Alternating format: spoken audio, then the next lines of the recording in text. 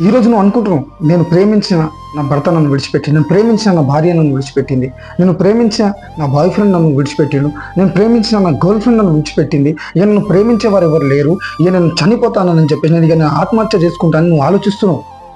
ఈ లోకంలో నీ బాయ్ ఫ్రెండ్ నేను విడిచిపెట్టినా, నీ గర్ల్ ఫ్రెండ్ నేను విడిచిపెట్టినా, నీ భర్త నేను విడిచిపెట్టినా, నీ భార్య నన్ను విడిచిపెట్టినా, అందరూ నన్ను విడిచిపెట్టినా, ఈరోజు యేసు ప్రభు అంటున్నాడు, అందరూ నన్ను విడిచిపెట్టినా నేను నిన్ను విడవలేదు, నేను శాశ్వతమైన ప్రేమతో నేను ప్రేమిస్తున్నా అని చెప్పేసి యేసు ప్రభు అంటున్నాడు.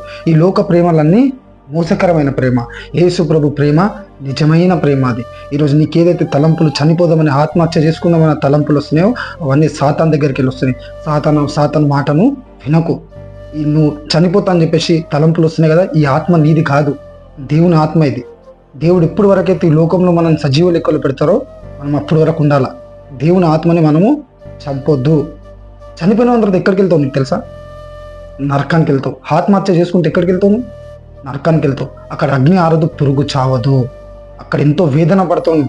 ఇక్కడ నీ భర్త, నీ భార్య, నీ గర్ల్ ఫ్రెండ్, నీ బాయ్ ఫ్రెండ్ విడిచిపెడితే కొంచెం బాధపడతావేమో. ఒకవేళ ఆత్మహత్య చేసుకున్నావు అనుకో, ఎంత డేంజర్గా కింద బాధపడతావు తెలుసా? ఇది గర్ల్ ఫ్రెండ్, బాయ్ ఫ్రెండ్ వదిలేసే చిన్న బాధ ఇది. ఒకవేళ నరకానికి వెళ్ళినావు అనుకో, అక్కడ అగ్ని ఆరదు, పురుగు చావదు, అనవసరంగా నేను ఆత్మహత్య చేసుకున్నా అని చెప్పేసి అప్పుడు బాధపడుతున్నాను.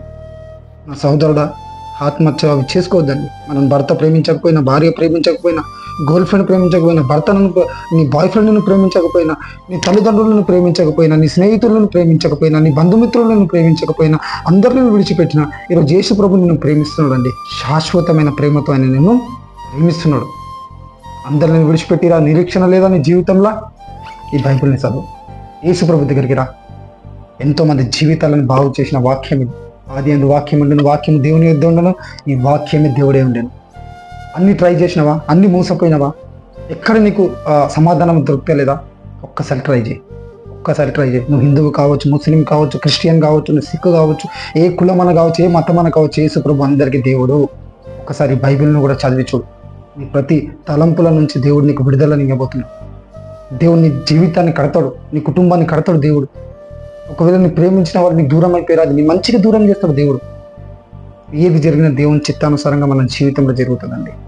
యేసు ప్రభు దగ్గరికి రా. యేసు ప్రభు నీ జీవితంలో మేలు నువ్వు చూస్తావు. నువ్వు ఒకవేళ యేసు ప్రభుని సొంత రక్షకునిగా నువ్వు అంగీకరించావనుకో, గొప్ప కార్యాలు నీ జీవితంలో చూస్తామండి.